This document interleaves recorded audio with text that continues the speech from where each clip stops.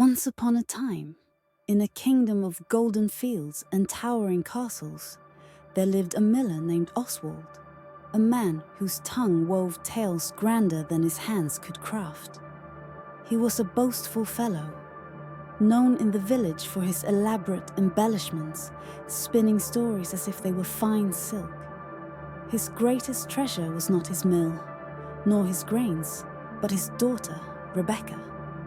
She was as kind as she was clever, with hair like ripened wheat and eyes the color of storm-touched skies. Unlike her father, she was humble, content to work the mill and live a quiet life. One fateful day, Oswald's boasting reached the ears of the king, a man of power and insatiable greed. King Aldrich was a ruler feared more than loved, his hunger for wealth overshadowing all else. His robes shimmered with golden embroidery, and his fingers glittered with rings. Yet no matter how much he possessed, it was never enough. When Oswald, in his usual theatrics, declared that his daughter could spin straw into gold, Aldrich's interest was piqued. A man who could create wealth from nothing, such a claim demanded proof. Summoned to the palace, Rebecca was presented before the king.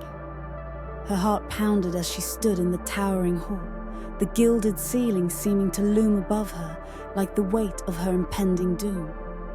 King Aldrich, seated upon his throne, studied her with calculating eyes.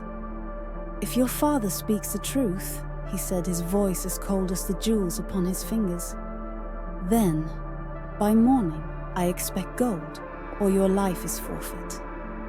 Rebecca was led to a grand chamber filled with mounds of straw, a single spinning wheel at its center. As the heavy doors closed behind her, the weight of her father's foolishness crushed her. Tears streaked her cheeks as despair tightened around her throat. How could she possibly do the impossible? It was then that he appeared. A small, twisted man with limbs too thin and a spine too curved to be natural. His eyes, black as coal, yet burning with an eerie gleam, regarded her with knowing amusement. His lips curled into a grin, revealing jagged teeth. He moved with unnatural grace, his steps silent, as though he floated rather than walked. "Shall we make a trade?" he asked, in a voice like rustling leaves. Rebecca recoiled, instinct warning her of the unnatural aura that surrounded him. Yet desperation gnawed at her insides, and she could not afford to be wary. "What do you mean?" she asked, her voice trembling. "A simple bargain," the creature said, his grin widening. "You give me something dear, and I will give you what you need." Hesitant, she unclasped the delicate necklace her mother had given her long ago and held it out. The creature snatched it with clawed fingers, inspecting it with a pleased hum. Then, without another word, he turned to the spinning wheel. His hands moved impossibly fast, a blur of motion, and before Rebecca's wide eyes, the straw was transformed into gleaming gold. The next night he returned, and this time she surrendered her ring. The third night came, and she had nothing left to offer. The creature's grin never wavered. "Your firstborn child," he said, his voice sweet as poison. Rebecca's breath hitched. "No," she whispered, stepping back.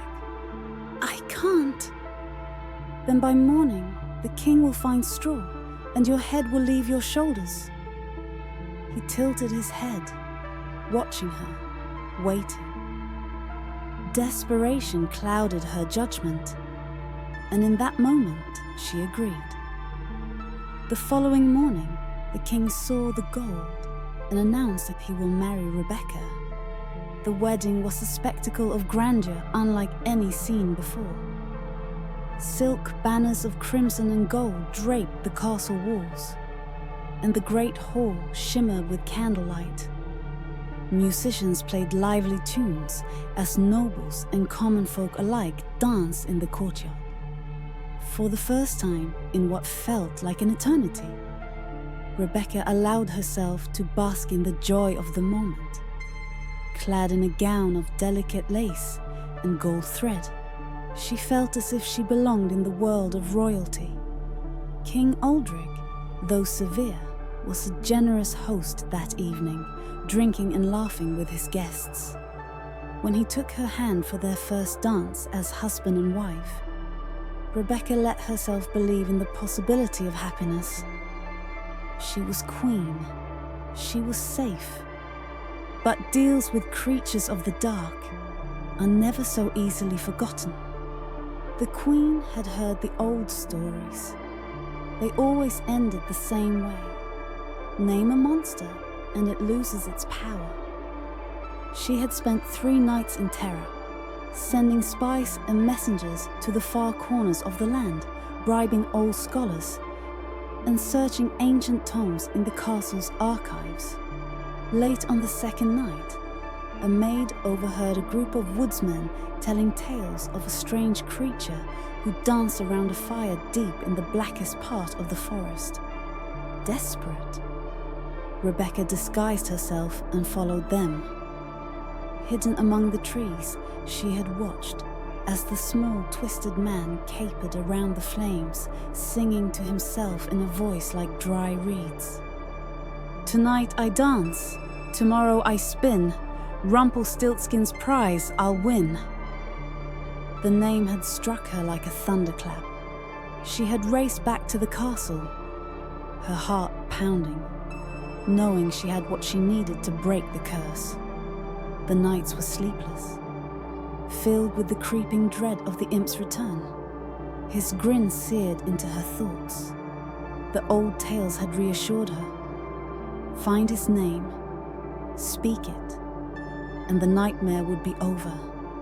And so, when the final night came and she uttered his name, Rumpelstiltskin, the weight pressing on her chest had lifted. She had watched his expression shift from glee to fury. And when he let out that dry, rustling laugh, she had barely heard it over the sound of her own heartbeat pounding in relief. She had outwitted him. She had won. His words had seemed meaningless then. "Then I leave you a gift." She had expected him to vanish in rage, to disappear in a curse or a storm of fury. But instead, he had simply left, gone. The silence in his wake had been the sweetest sound she had ever heard. She had run to the cradle, where her son slept soundly, warm and real beneath the silken blankets. She had pressed her lips to his tiny forehead, inhaling his scent, believing it was over. She had believed the nightmare had passed. But now, staring at him in the dim candlelight, she realized the mistake she had made. At first, it was the small things. The baby barely cried. The nurses praised his temperament, calling him an angel, but the queen found it unsettling. A newborn should cry. When she touched his skin, it was softer than it should have been. Silky, almost too smooth, lacking the warmth of flesh. The child's fingers, delicate and pale, moved oddly, joints bending too easily. And then there were the sounds. Late at night, in the cradle, a faint whispering rustle, like dry leaves shifting in the wind. The queen's paranoia deepened. Shadows in the nursery seemed to stretch unnaturally, creeping toward the cradle.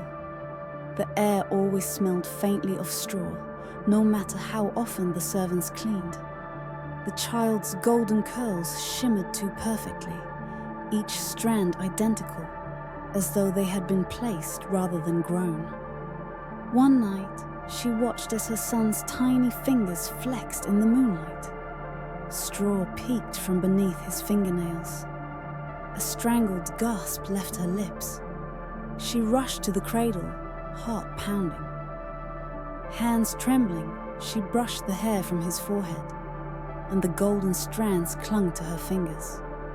They were not hair at all, but fine threads of woven straw. The baby blinked up at her, his eyes hollow, his lips parting in a brittle, unnatural giggle. The queen recoiled in horror. Desperation drove her to the forest, to the place where she had last heard his name. The wind howled through twisted trees as she pushed forward, her gown snagging on thorns. Somewhere ahead, she glimpsed a flickering light. The cottage stood hunched and crooked, its wooden beams groaning as if alive. Inside, a spinning wheel turned on its own, golden thread pooling at its base. A voice slithered from the darkness. "You finally understand." The queen spun around. He was there, standing in the gloom, his small hands folded neatly, his grin sharp as a blade. "Where is my son?" she demanded. Rumpelstiltskin tisked. "Oh, but you have your son." And then she knew. "No," she hissed. "You stole him. You left me with..." Her breath hitched. "With that thing." His eyes gleamed. "A fine child, don't you think? Perfectly crafted." The queen's stomach lurched. "I want my real child back."